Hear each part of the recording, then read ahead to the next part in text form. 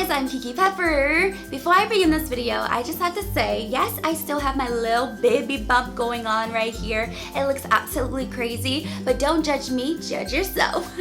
So today I'm going to be talking about the guy that I dated that was a police officer that was absolutely crazy. So let's go and jump into this video. Let's go.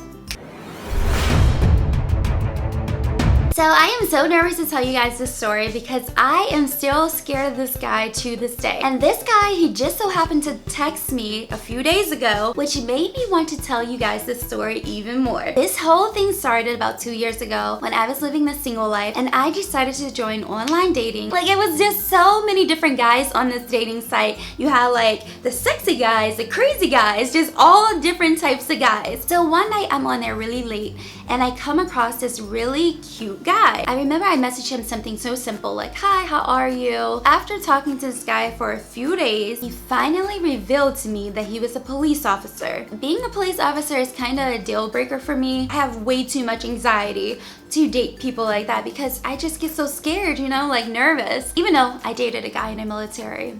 We're not gonna talk about that. So this guy was like, "I would love to see you in person. We're going to meet up in this date at this time at this mall." But then the most craziest thing happened. A few hours before we were supposed to go on our date, his phone just gets disconnected. I cannot call this guy, I can't reach him. His whole telephone number was just gone. I decided to go to the mall anyway. I'm standing in the middle of the mall at 6 p.m.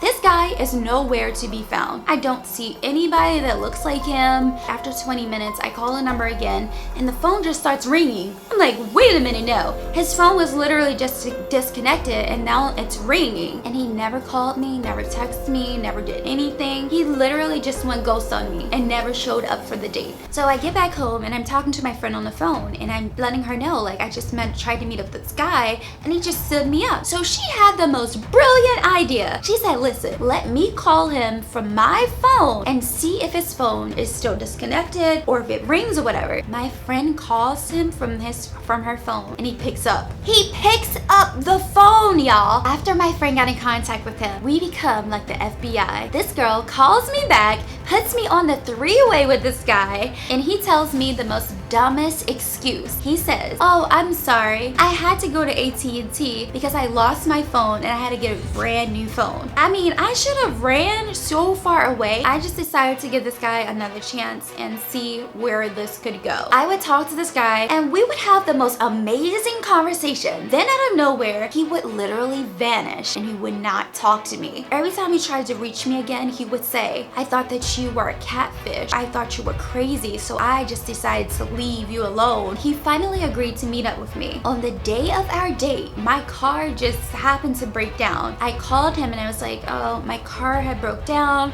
Is it any way that you can like pick me up or something?" This guy agreed to pick me up. So I'm walking to his car and I'm shaking, y'all, because I am so nervous. And I open the door and it is the exact same guy from the photo. I'm getting in a car with this guy. I had no idea where we were going. This was just so dangerous. As we pull out of my neighborhood and we're riding down the street, this guy just turns into this insane person. He starts to get road rage and starts cursing out every single car that rides past him. This guy decides to make an illegal U-turn in the middle of the street. I remember telling him like, you know, like, you're not supposed to do this. You're not supposed to make a U-turn here. And he looks at me and he tells me I can do what I want because I'm the police. He makes his little U-turn. He speeds off.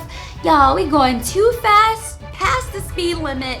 He's not obeying any laws whatsoever. My entire life is in danger right now, and I honestly want to get out of the car. We go into this shopping center, and as we're pulling down one of the aisles, another car is coming up this way. He rolls down his window, he's yelling at this person in the person's face. I couldn't believe it.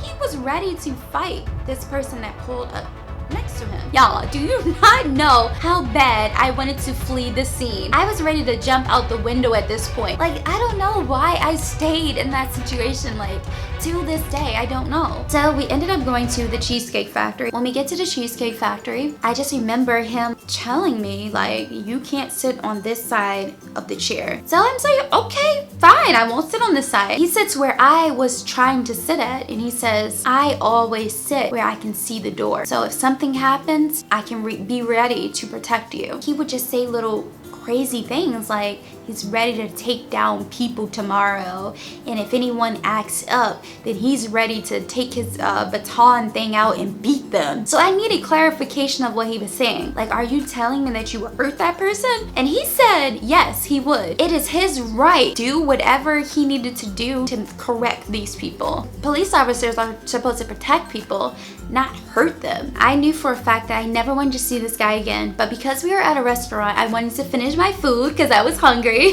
As we're driving back to my house, I remembered, oh my god, this guy knows exactly where I live at, and he is absolutely crazy. Plus, he has a gun. I just start freaking out in my mind, y'all. I tell him, well, can you drop me off here? Can you drop me off somewhere else? And he says, no, I gotta make sure that I drop you off at your door. I'm like, no.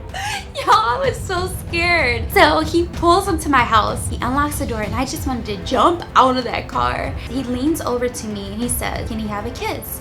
I'm like, no, I'm sorry, I don't kiss on the first date, buddy.